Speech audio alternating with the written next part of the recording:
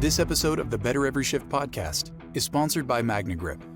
Eliminate diesel exhaust fumes from inside the fire station with a MagnaGrip exhaust removal system. Learn more at magnagrip.com.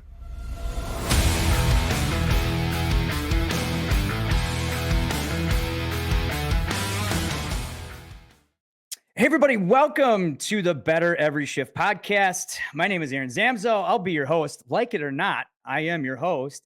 But I'm not alone. I'm a fire lieutenant up in Wisconsin. I write for Fire Rescue One. I write for this wonderful individual that keeps me on track. I like to call her the commander. She is the editor-in-chief of Fire Rescue One, Janelle Fosquet. How you doing? I'm doing great. We've got another West Coast Represent show today with our friend here from Berkeley.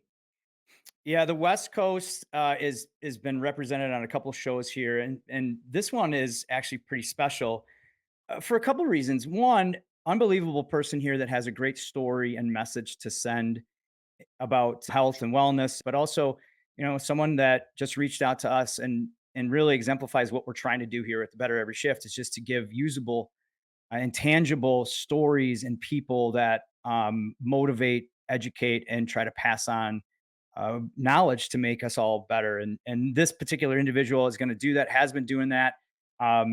We would like to welcome you, by the way, CVL. I'd like to call you CVL, Chris van Luen, who is a captain with the Berkeley Fire Department in California. Before that, by the way, you were also in the U.S. Coast Guard. You were a helicopter rescue swimmer for 13 years, and you're a competitive triathlete for 10 years. And first, I'm going to stop there, and I just want to say welcome to the show. How are you doing today, Cap? I'm doing really, really well. And, I got to say, I feel very honored to be on the show and share this information today. It's great to be here. And I didn't even put you up to pay you to do that. We are actually saying that you had said that you had listened to the podcast, and we appreciate that, and reached out to us and just had a great story. And I'm going to turn it over to you and tell us a little bit about your story. Okay, well, yeah, so it began back in 2021 at the ripe old age of 53. I'm heading towards the end of my career, and, cancer's on my mind, and I'm feeling really healthy. I'm still competing in triathlon, and all things considered, life is really good. But I decided to kind of take matters into my own hands because we really weren't doing any cancer screening at my agency.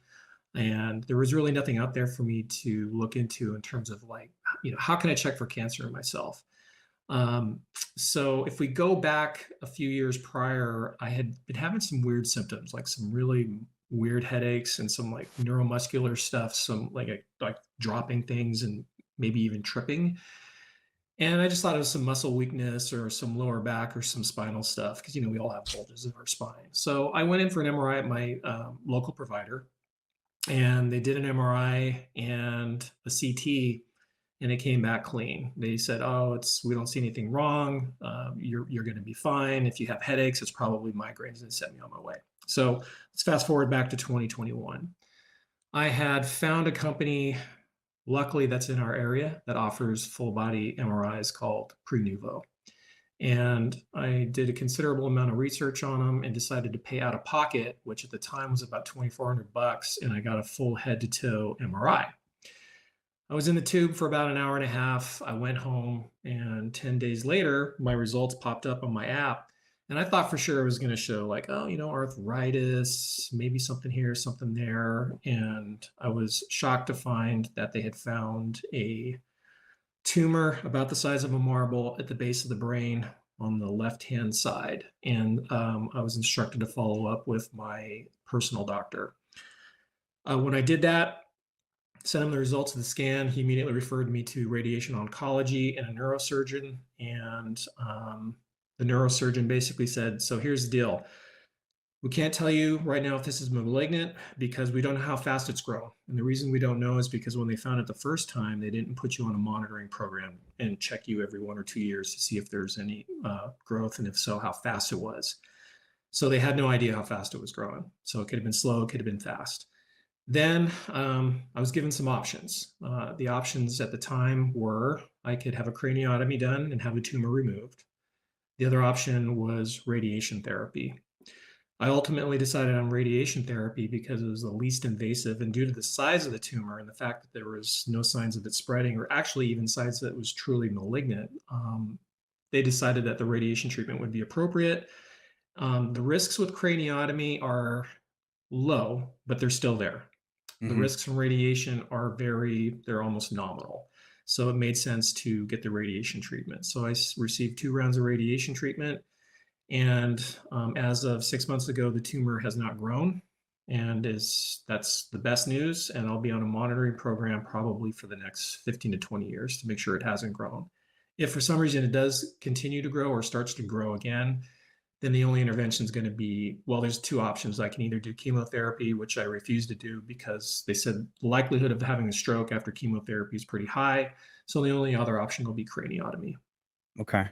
Well, that's And great. It's not growing right now. That's really yeah. good news. Yeah, Absolutely.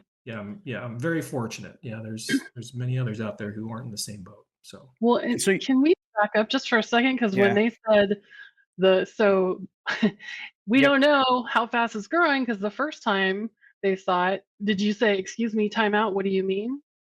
I did, and you know what? I have to say the neurosurgeon, in his defense, was very apologetic. He goes, I'm really sorry. There's really no excuse why you weren't put on a monitoring program. And And you weren't even alerted at the time, right? Like no no, one had even mentioned to no, I you that walked they out of saw I something. walked out of that scan thinking all I had was some issues with migraine headaches and nothing else.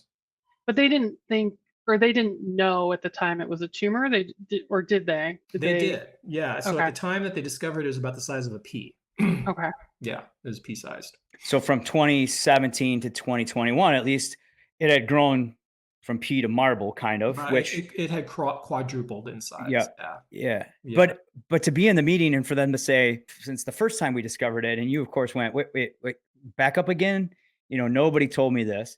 I mean, were you angered? Were you frustrated? Like, what was going through your head at that point? That's a great question. So the first thing that happened was when I got the news, I was actually surprised at how I responded. I didn't freak out. I didn't, get emotional. I was just like, okay, this is the hand that I've been dealt. And, what's the next step? So I sat down with my partner, Amanda, and we talked about it. And then when I followed up with my private physician, which was the next step, and he told me that there was a tumor that had been previously discovered, I realized that there was really nothing that I could do. So when I found out that the tumor had been previously discovered and it was about the size of a pea, and they failed to report it to me, there was some anger initially, and I actually did contact a workers' comp attorney, and they actually told me something that was really interesting. They said, Chris, unless you're dying, there's really nothing we can do. We can't go after the hospital. You're knock on wood, you're still healthy, you're still treatable. If this was a terminal situation, yes, this is something we can go after the hospital. But at this point, there's really nothing we can do. So one of my biggest things about getting on this show is to really, bring home the idea of you have to take control of your own health. You can't always trust physicians, and you can't wait for somebody to bring the tools that you need to monitor your health to you. You have to go out and actively seek them. Hmm. Yeah. And that's nothing against physicians because we all make mistakes, right? Of Like, course. Yeah. yeah, but you have to be an advocate for your own health on many, many levels, which we're going to get into. But I think your biggest point is, look, if you were to go back over it again, would you do it differently from 2017? Would you look at those a little bit differently, do you think? I don't know. That's a hard question to answer. I don't think so. When I think about it in retrospect, one of the things that they said to me was, and does not justify the lack of inaction, but I get it, is, so imagine you're a radiologist working at your, whatever hospital. How many images come across your desk every day, that you have to read, diagnose, and submit a report? I'm not trying to defend the system, but I wouldn't be surprised if they saw it, didn't think much of it, and just kind of pushed it along and failed to provide information, and it just didn't get passed down.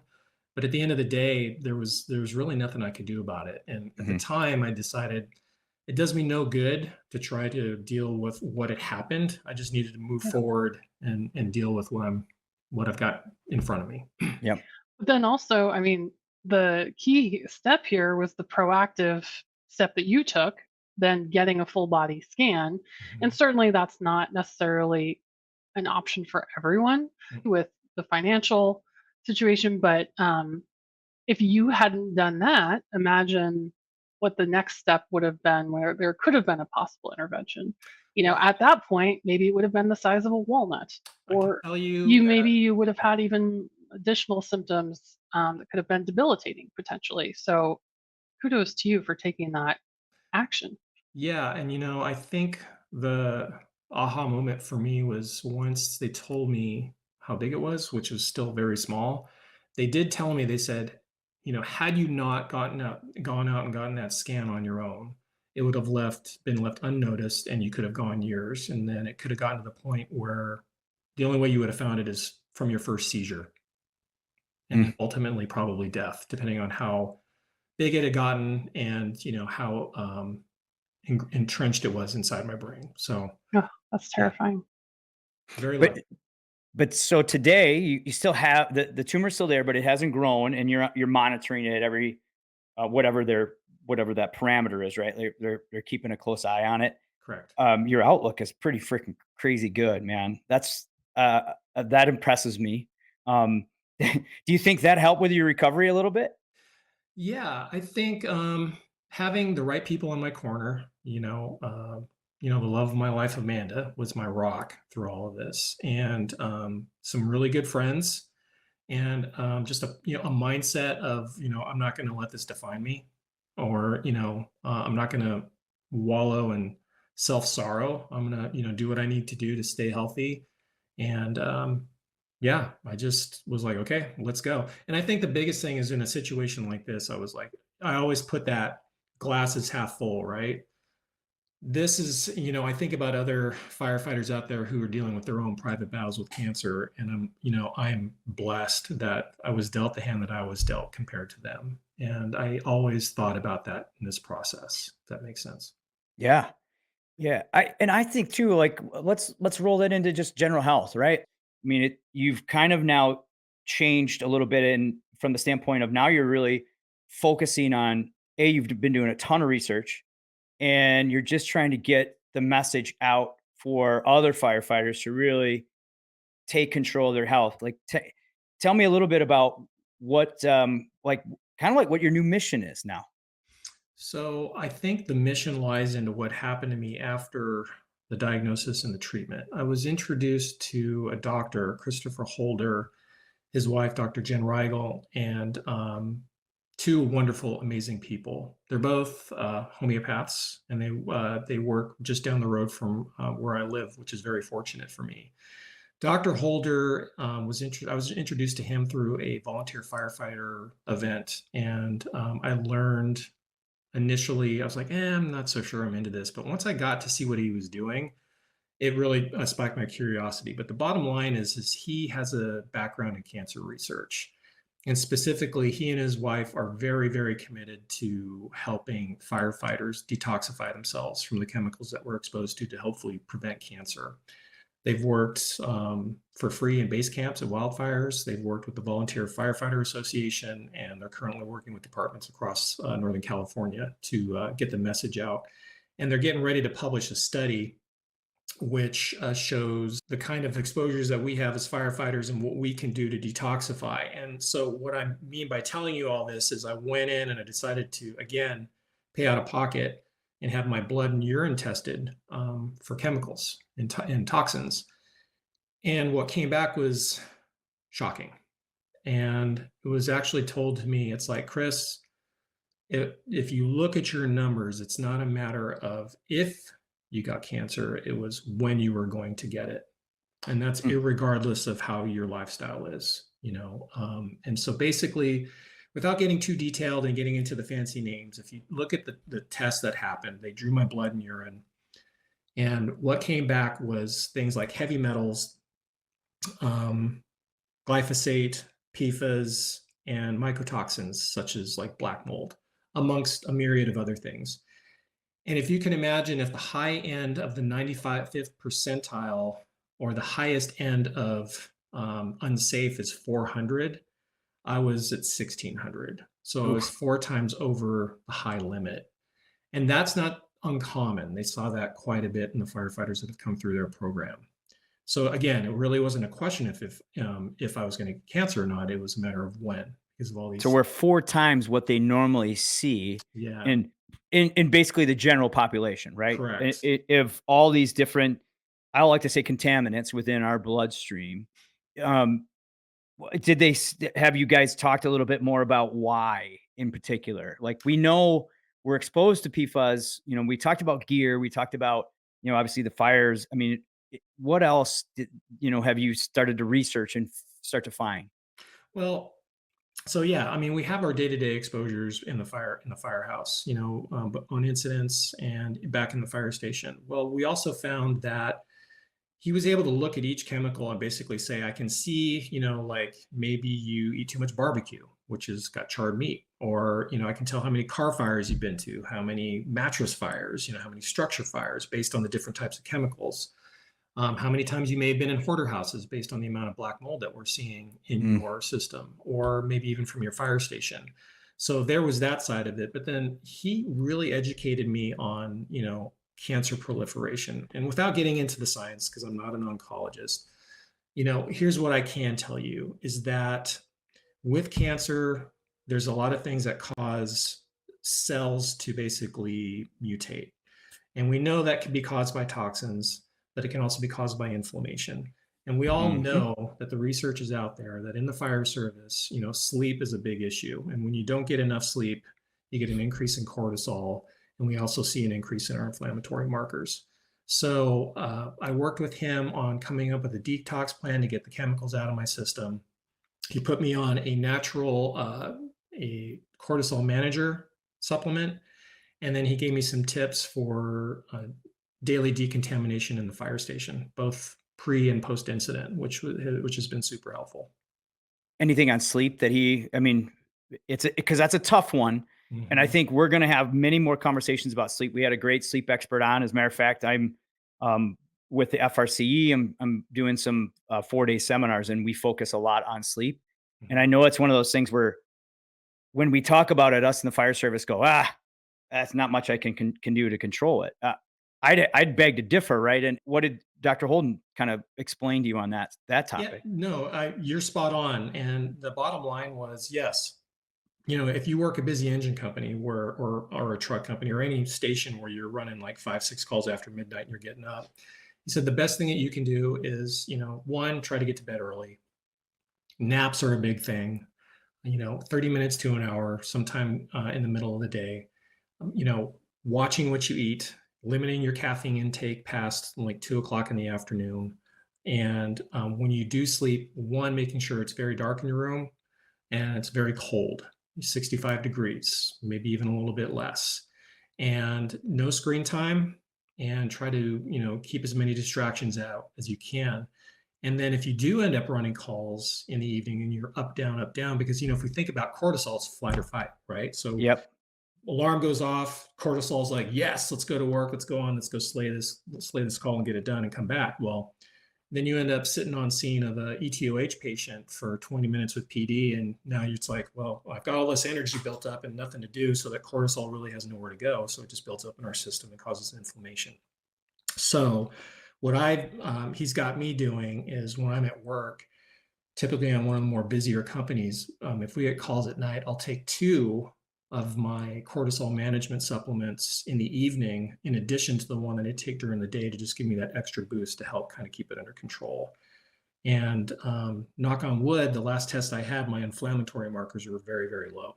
So it's working. Are you doing any breath work after you try to go back to sleep? Yeah, I use Headspace, and I have a sleep app that I turn on. It's a white noise app, and then I do box breathing. 4, 4, 4, 4. Yeah. The Navy SEAL box breathing kind of formula, right? Yeah. And I'll actually try, if we're going to a fire and I'm probably going to be first due, I'll typically try to do that en route to the call just to get my heart rate under control. Yep. Yeah. That's very helpful. At any type of breathing practice, I think, especially, if you're going to be the one doing the size up or if you're the one that's, people are looking at to, start taking command initially, I've even done just a 5 in, 6 out, hold for a second, just something real quick, a couple deep breaths. But the box breathing, I'm working more into that, trying to do that personally, but it really helps reset your mind and bring you down. But I really like the fact that you said like, hey, we sit on a call for 20 or 30 minutes. Now, I think this is another important fact. I've done some work with Dr. Kyle Ebersol, who's the University of Wisconsin, Milwaukee, and he rode with Milwaukee Fire Department. Now he's not a firefighter, but he rode and he did his vitals versus like some of the firefighters' vitals. And, basically what he said to me is like, hey, Zam, the thing is like, you guys all think you can go back and you're, it's just another call. But your blood pressure is still up. Your pulse rate is still up. Your body is still responding like it is a flight or fight, right? Like what you had mentioned. And I think, right, maybe that's one of the other things you're really trying to push. And I applaud you for doing that. It's just to get us to understand, yeah, we think that we're here, but our body says something different, right? Do you see that that's a lot of this kind of relates back to that? And were you kind of guilty of that in the past? Oh man, absolutely. Especially early on in my career, it was a badge of honor to be up all night on a busy engine company or an ambulance and just running calls and getting your butt handed to you. It was truly a badge of honor. And I would wonder why I was putting on all this weight, because I would come back at 2 o'clock in the morning and just go, I'm like, I'm not even hungry, but I want to go just crush every that's in the freezer right now, because my body is just craving carbs and sugar. And if you're not familiar with it's a West Coast thing. It's the most delicious ice cream on the planet. Okay. Janelle is smiling, so she knows. What it is. Yeah, she All knows right. what it is. But so yeah, I would just have these insatiable appetites for carbs and sugar when I would come back from these calls, and I was always wondering why. And now I figure it out. And so, when I come back from a call, typically what I'll do is, and we'll talk more about the glutathione in a second. The example would be if it's a car fire. It's a late night car fire. I'll come back, decon my equipment, decon myself, take some liposomal or oral glutathione, and then I'll go lay down, shut off my lights, turn on my sound machine, do some box breathing, and try to go to sleep. Doesn't always work. It really doesn't. It all depends on the situation and what's going on. I can't say it's foolproof, but it does help. How do you limit screen time? Because we're right, like when you're on duty, it's really difficult because you're a captain, you're in the front seat, you're looking at all the notes, you're looking at that screen. Yeah. Is there anything that you've come across in your research to help with that? Do you wear? I know that there are glasses that can help. Have you tried them? Have you invested in any of those? Yeah, so I have the blue lights glasses that I wear at work. I try to keep the brightness. I'll go down and turn the brightness down on the tablet in the engine for the MDC or the MDT to keep the brightness down. And then when we do go out at night, we're pretty fortunate. I'll always put on my red lights inside the cab and not the white lights. And yeah, I just try to limit, my light exposure. But funny story, I don't know why they do this, but you ever go to like a call of PD and I'm like, okay, my screen's down, I'm using my red lights, and you come on scene, and for whatever reason, the cops love to flash their light into the windshield to get your attention. It's like, dude, you just ruined my night vision. And then when I get back, we try to keep the lights in the apparatus bay down. So, that kind of limits our exposure as well. And then, yeah, we just, try to get back upstairs, get myself dialed in. I won't work on my report for that call until the morning. Yeah. That was my other question is, I'm a fairly new officer. Actually, I've been doing it for a while, but I'm starting to realize if I need to take a note or two, I'll just write a note and then I'll just leave it there, and I'll avoid the screen altogether. Try. Yeah. I won't. Do you find too that the blue lights, like if you're following your med unit, right? Those lights are super bright. I've been wearing glasses just because it's so bright, and I got to get better. I got to get a better pair of blues. I think blue blockers. But what's been the response to people when you're wearing these glasses?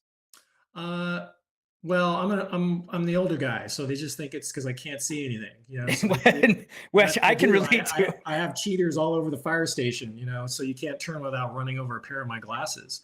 But so they really don't say anything. But you bring up a really good point. if you run in tandem with another company, whether it's a truck or a rescue or an ambulance, and they have those brand new LED lights, I don't even think blue lenses are going to help prevent from the blast that you get from those lights. It's blinding. Yeah. And Well, Aaron, affecting do you us. remember when we had Dr. Glenn Landry on the show? So he's a sleep expert, focusing on shift work, and he had straight up orange lenses, just orange. Yeah. Like they're not the normal like ones you get on Amazon to block your computer screen. These are orange. Yeah. Big Because he was blue, like big orange one.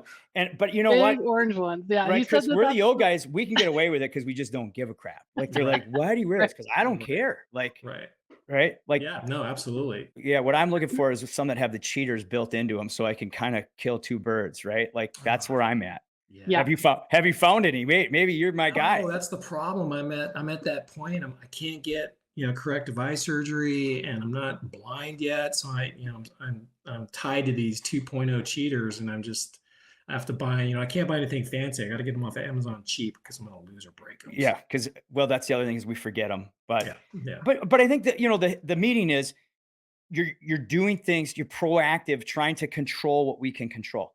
Correct. With sleep, we know we're going to have those 5 or 6 after midnight sometimes. So the great part about this discussion when people are listening is like, look, there are things you can do. Sleeping is a skill that you need to focus on. There are some small little habits that really add up when you look at sleep. Also with just our levels of inflammation. Give us some more insight because like I said, this is for you, this has been a passionate research because of what you saw and what you found. Like you're a fairly healthy individual. You've been active, and always been in control. And you got this tumor. And, now that you had it, you've been dealing with it. Your passion to figure out, well, what's really going on here. And you found, holy cow, we have all of these different contaminants in our blood. Sleep was one thing you worked on. Give me more about nutrition. Like, what are some things that in your research and now what you're doing has really helped you from a nutrition standpoint? You mentioned cravings. I think every single person that's listening to this goes, okay, yeah, give me some tips there. So let's look at it from the risk stratification for cancer, right? Like who is going to be more susceptible than others? So there's those that, of course, that it's genetically predisposed. There's a family history of it. Then you have folks who are overweight, and you have folks whose diet consists of mostly processed foods or high in sugar content. All of those cause inflammation. And then, you have people with underlying medical conditions, hypertension, heart disease, and diabetes. All of those things weigh against you as it relates to getting cancer and, of course, even battling it. Mm-hmm. So on the nutrition side, for me, I don't really obsess about it because once, if I did that, I think my life would be miserable. I allow myself to crave into cravings. If I'm at a station and they've got donuts out on a Sunday morning, yeah, I'm probably going to grab one, but I don't eat 2 or 3, and I don't do it every single day. I strive to eat organic. I don't eat a lot of red meat. I don't drink alcohol. I don't smoke cigarettes. I don't use chewing tobacco. And I drink lots of water and electrolyte, and I exercise 6 days a week, straight up, and to maintain health and wellness. And I allow myself 1 day a week to go off the rails and, have a cheeseburger, pizza, but I don't do it every day. And I find that balance works really, really well for me. Yeah. And I think that's a great take home message. You mentioned something too. You're like, if you start looking too much in depth for your nutrition, it actually adds anxiety, I think. And you kind of said that you're like, I don't get too, overly attentive to what I'm eating. Like don't make it so it is a stressful kind of situation, but you do also mind it. And you mentioned one of the things I believe is the golden rule that people need to start is to eat real food, right? Like you mentioned organic, everywhere that I've ever read in the last, 10 to 12 years all says the same thing.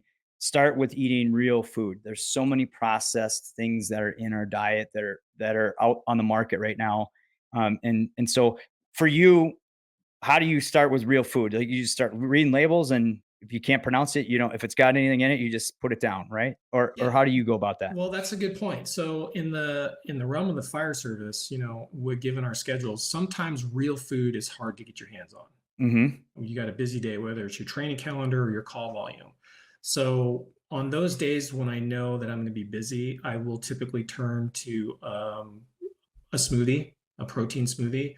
But when I choose my smoothie, I always check the ingredients. I'm looking for grass-fed, all natural, little to no sugar content, and a good balance of carbohydrates and protein. And then I'll usually add berries or vegetables to that concoction to get just a little extra boost of nutrition. When it comes to regular food, I'm not a label reader. I'm not a calorie counter. I just know that, okay, in the morning, I'm going to have some eggs and maybe some avocado and a piece of toast. And then for lunch, I'm going to have what's like, cachava smoothie with some blueberries and spinach. And then dinner, depending on what we're having as a crew, I'll probably eat what they're making, but I might just have a little bit less. Or if I'm cooking dinner, which is typically going to be chicken or vegetables, I keep the portions moderate.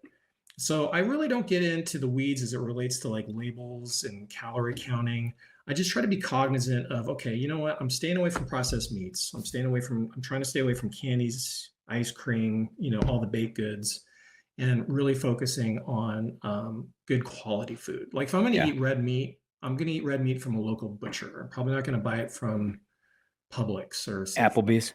Yeah, or Applebee's. Yeah, Sorry. exactly. Yeah. Sorry. But what you said though, avocado, real food, right? Like egg, real food, spinach, real food, right? Like, Berries, salads. right. If it's one ingredient, it's probably going to be a little bit better for you. Breathing in diesel exhaust fumes is like walking into a fire without a mask.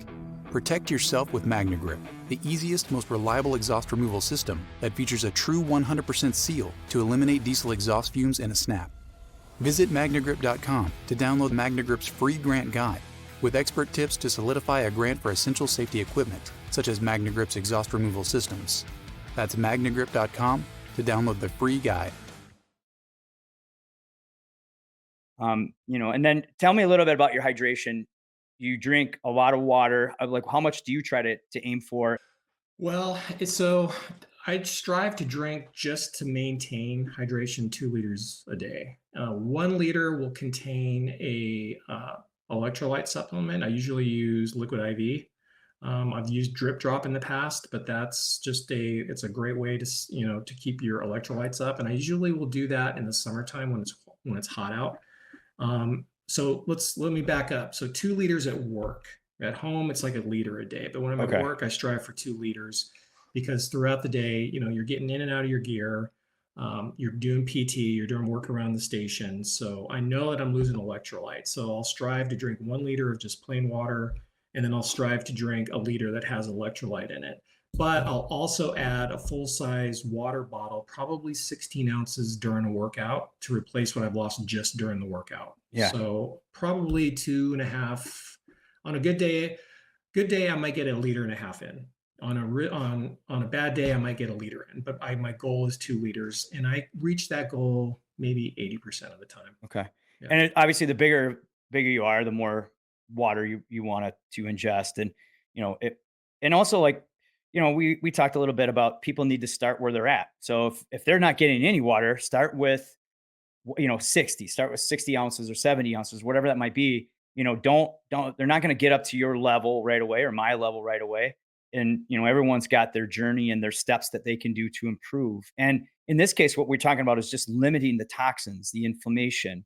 You work out every single day, 6 days a week, but I'm sure you stay active on that 7th day, more of a recovery kind of flush, right? Correct. Let's talk about some other things. We had talked about cold plunges, we talked about saunas, and there's a lot coming up. Now, is your firehouse, are guys doing cold plunges? Yeah. So my firehouse is the only firehouse that actually has a sauna and a cold plunge, and that's because I brought them there. Okay. And they're coming to other firehouses from my understanding. But I just got I'm one of those guys, if I know something's going to benefit me, again, take charge of your own health. Don't wait for the department to give it to you. Go out and get it yourself. Yeah. So we have a cold plunge and a sauna, and our protocol when we're on shift with my crew is we'll cold plunge in the morning, and then sauna in the afternoon, and then sauna within anytime after 12 hours post exposure.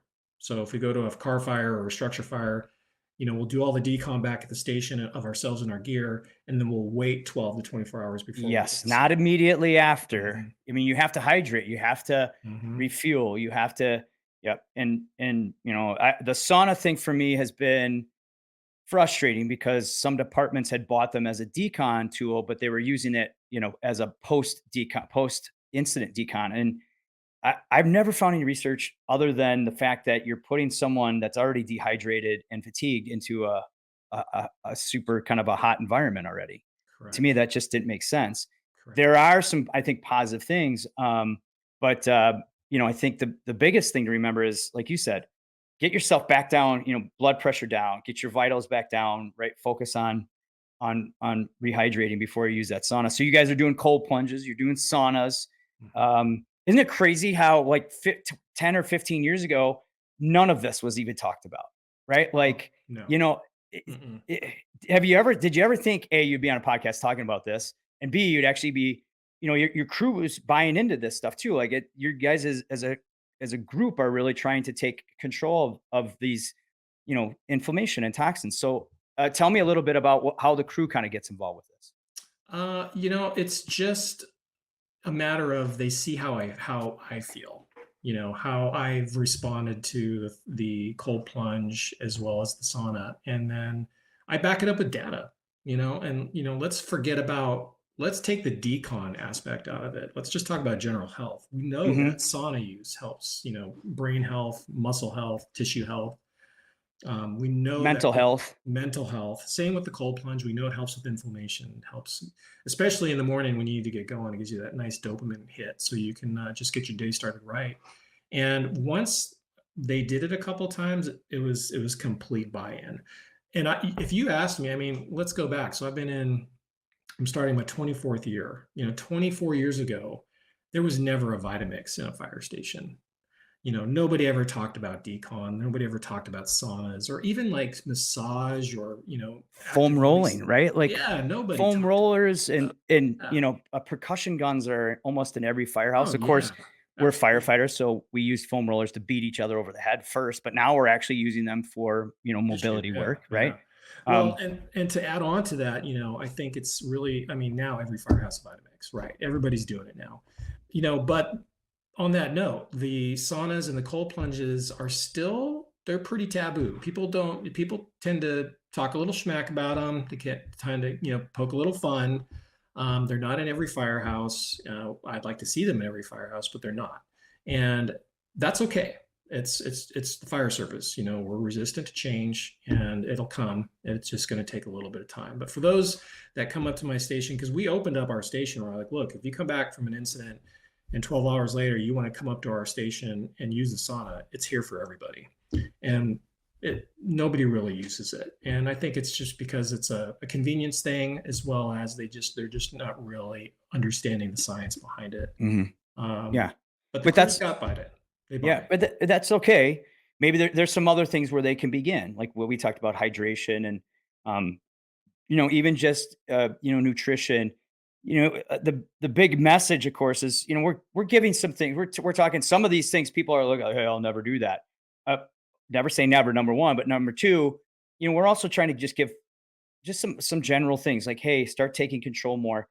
Let's talk a little bit about the assessment side of this. Like, so how you went in and got your MRI, and I know you've been doing a lot of research. You have some research, at least like facts and figures surrounding cancer and the screens themselves. Give me some more insight as to what you found and kind of lived through a little bit too. Yeah. So if you look at what happened to me, I kind of went out of order as it relates to firefighter cancer. I was diagnosed, then treated, and then went and did a screening. And so, ideally, I think the best way to explain it is if it were me and I was designing a cancer program, I would want it to be on the prevention side first, which entails engineering controls, right? So, Prime events in the fire stations, 2 sets of turnouts, getting away from leathers, which I know that's a completely different topic. So engineering controls, right? Well, the next thing is, well, what can you do on your side to prevent? And then one of the first things you should look at is screening. The IAFF has a sheet that you can take to your private doctor that gives them a list of items that you should be checked out for as it relates to cancer screening. Yep. It's been very hit or miss. I know some people who've taken that to their doctor and they've been, yeah, let's do it. Let's just run this whole thing. And I know people who've taken it to their doctor and are like, I have no idea. No, we can't offer you this. So it's very, very inconsistent.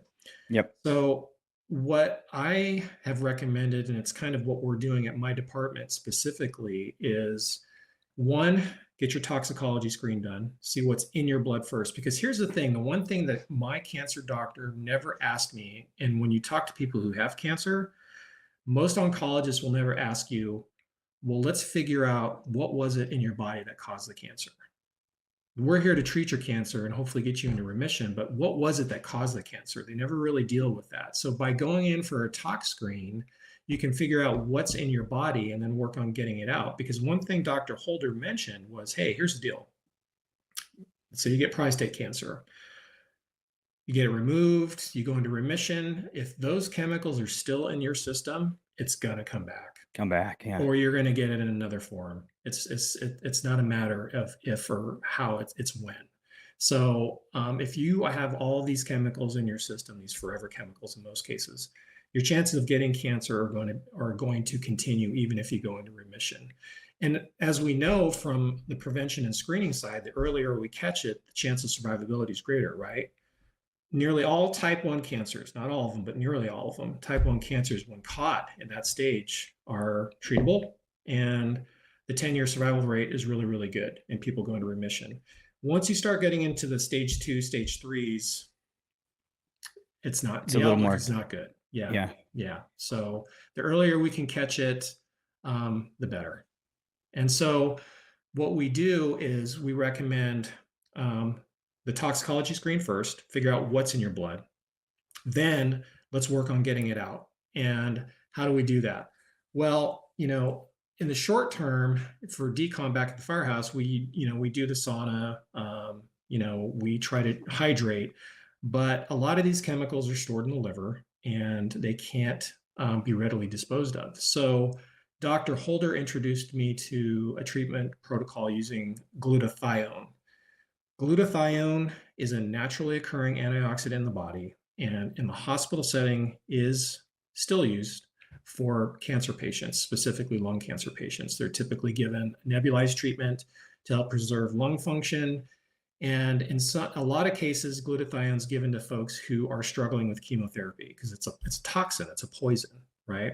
So to get them through chemotherapy, they'll put them on glutathione to help them get through their chemotherapy.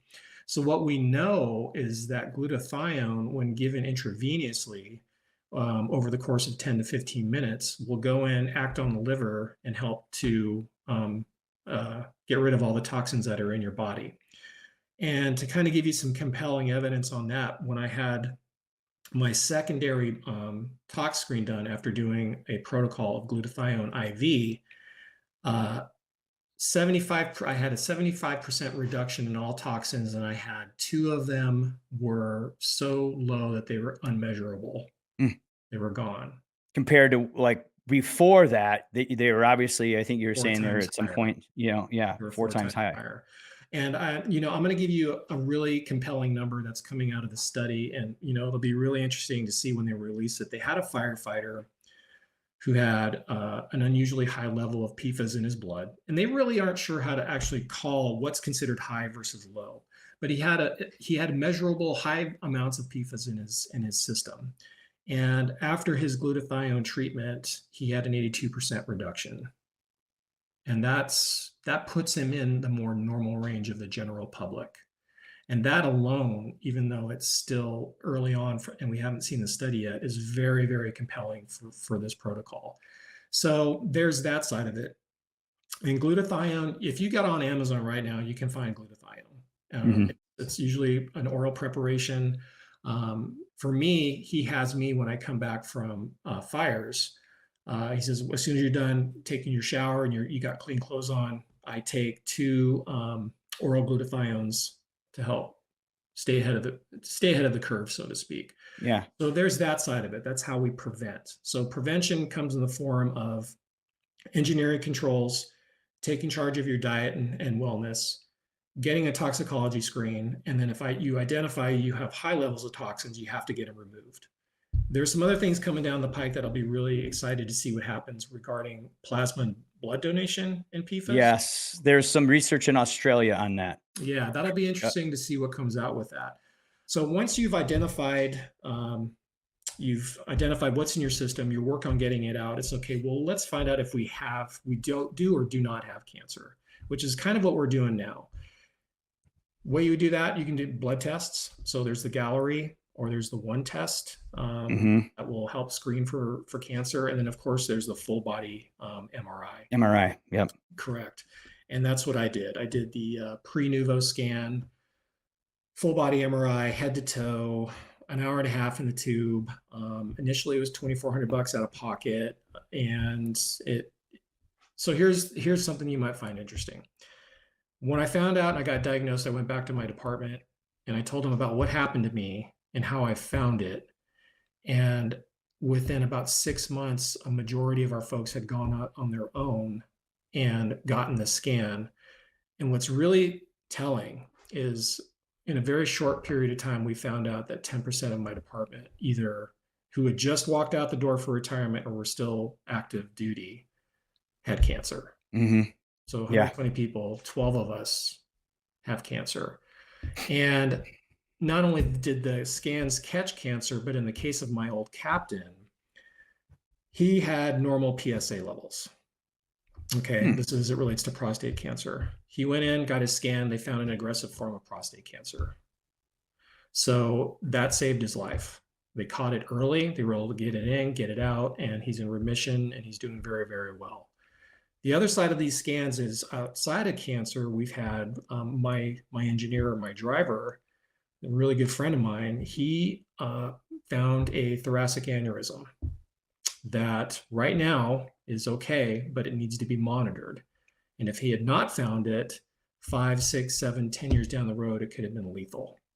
And we've had some folks use the pre-novo scan and they found other medical conditions that have, either changed the way that they take care of themselves, and in some cases have even caused them to write these injuries up and seek workers' compensation. So the scans are worth their weight in gold.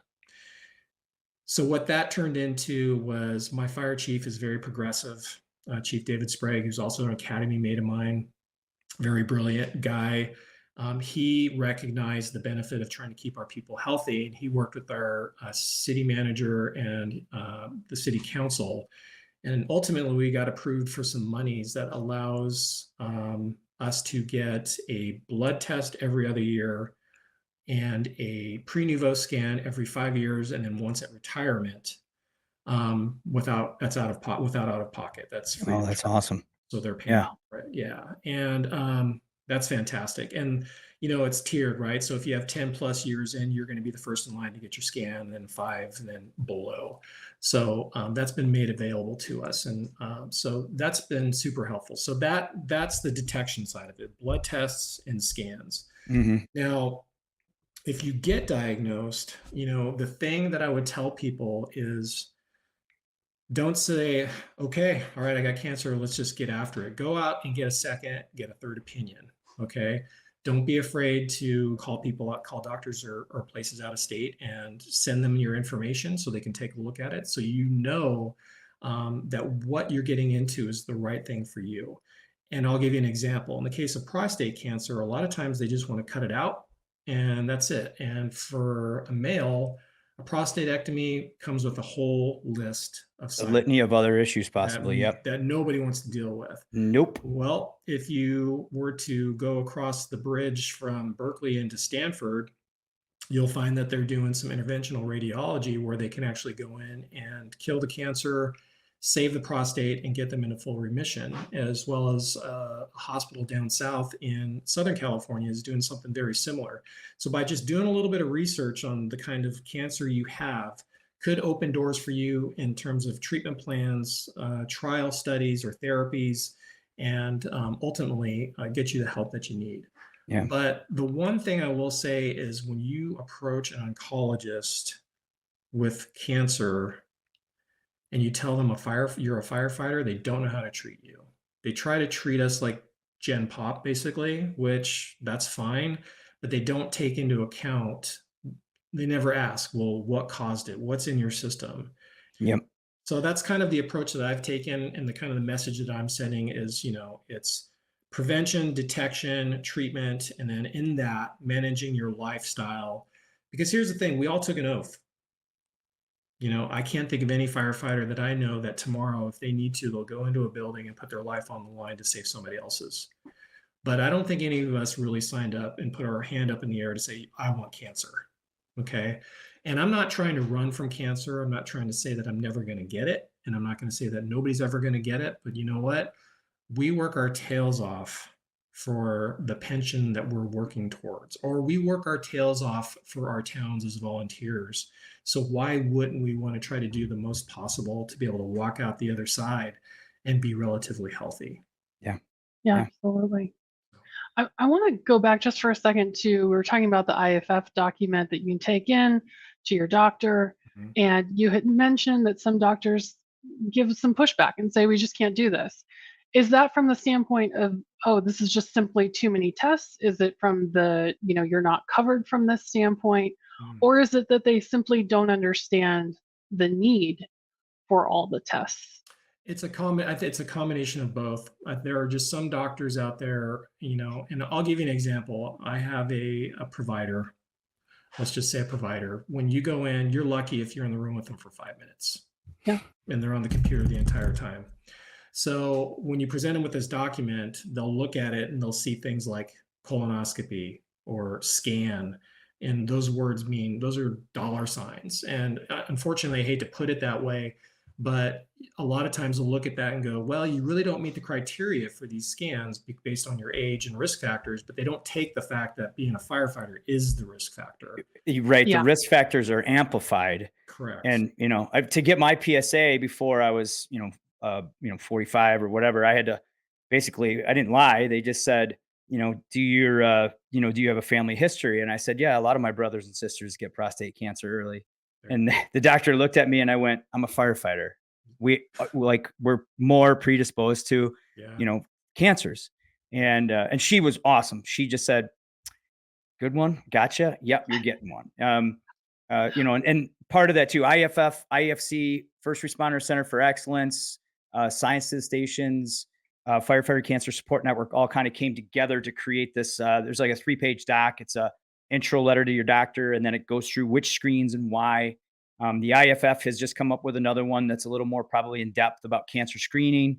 These are all great resources, and like Chris, you had said too, reach out to other organizations. There's a lot of firefighters that have been battling cancer.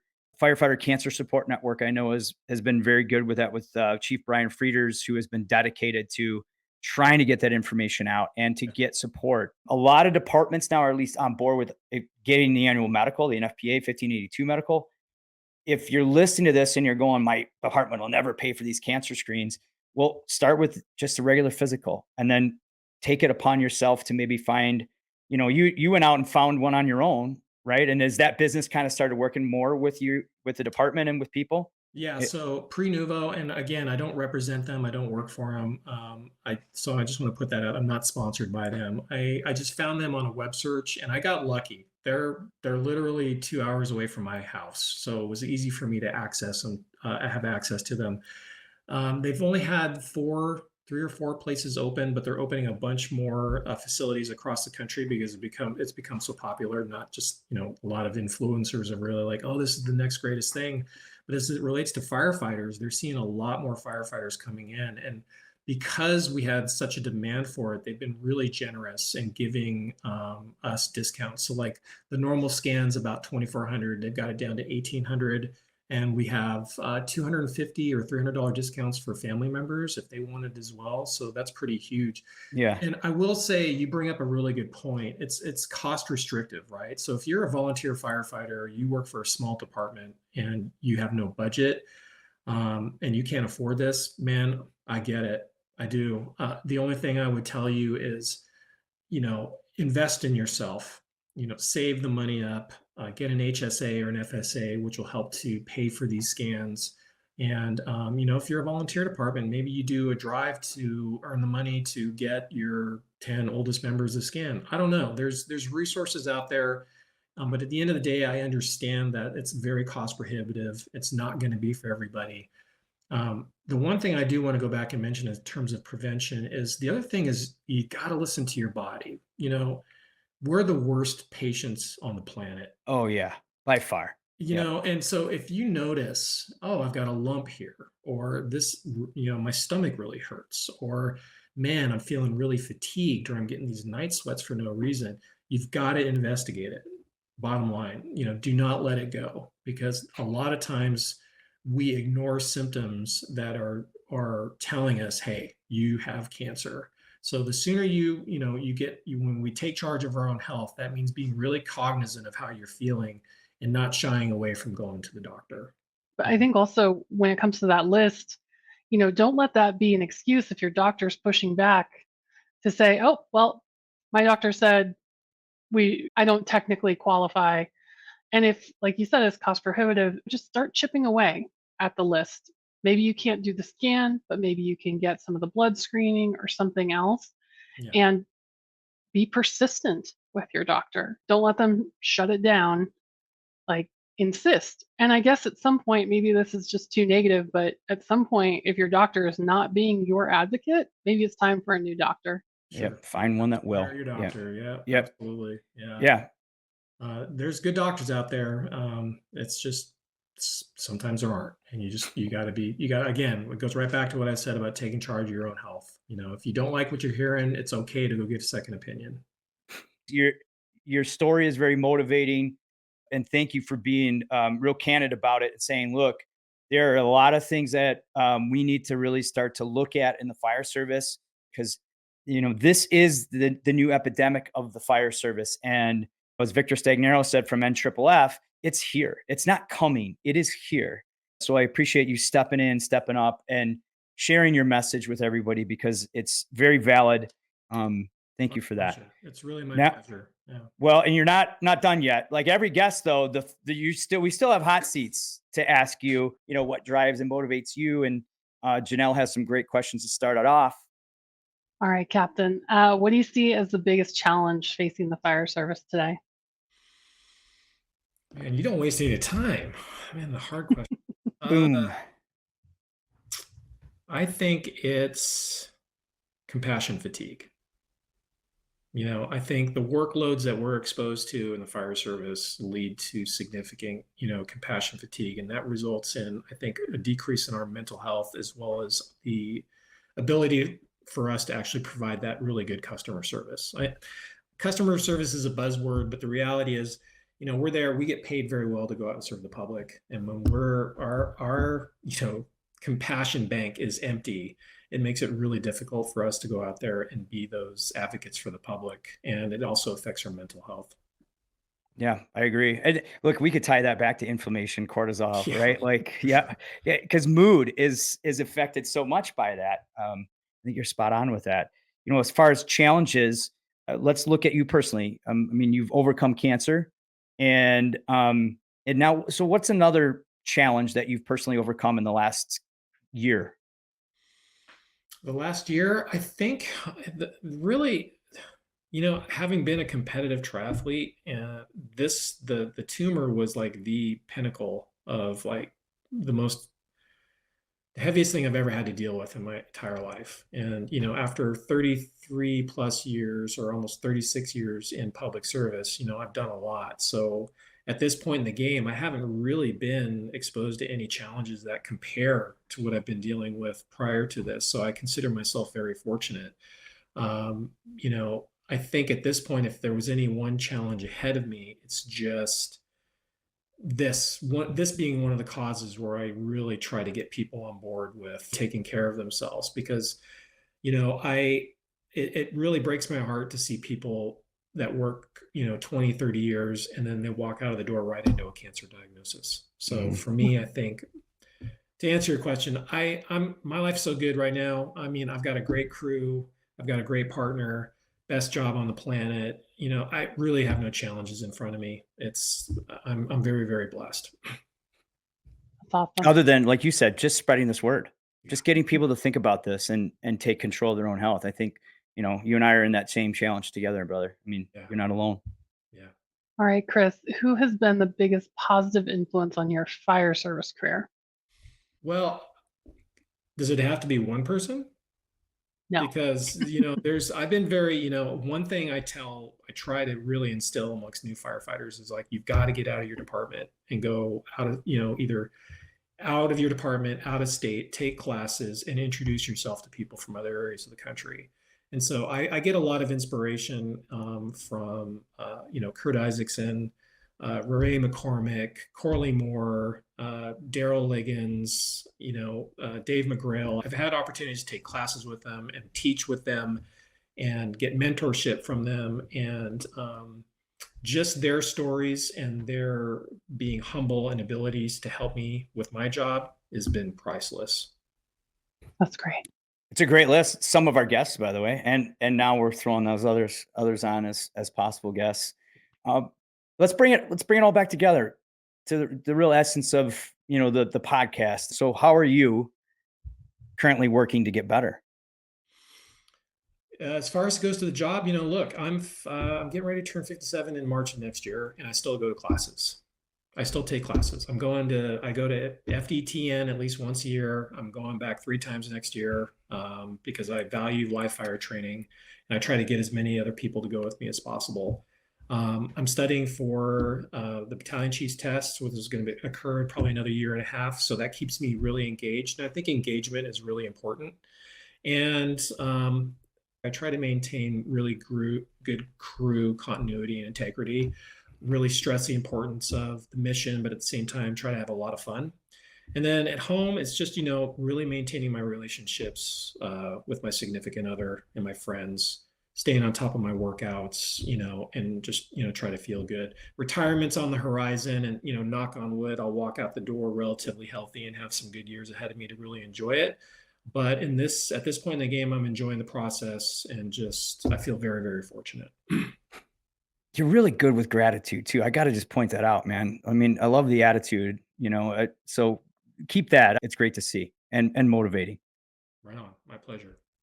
I appreciate you sharing all of that knowledge with us, Cap, and your dedication to helping transfer that knowledge onto other people and making them better. And so I highly encourage people, watch the video, follow us, on YouTube. You can follow the show on Spotify or any of the other podcast platforms. Please rate, review the show, share us. You can email us if you have questions for CVL, as I like to say, or myself or Janelle. You can email us at bettereveryshift@firerescue1.com. Again, I said rate, review, but I want you to share this because this is the information that's going to make us all better in the fire service. And that's really what we're all about. As CVL said, you have to take control of your health. You have to take control of really your attitude. And as he has done, is really turned probably a situation that could have really ended his career. He made it into a positive, and now he's paying that forward. And that's really what we're all about on this program, is learning something, doing something, and then sharing something to make you and those around you better every shift. Thanks for listening, everybody.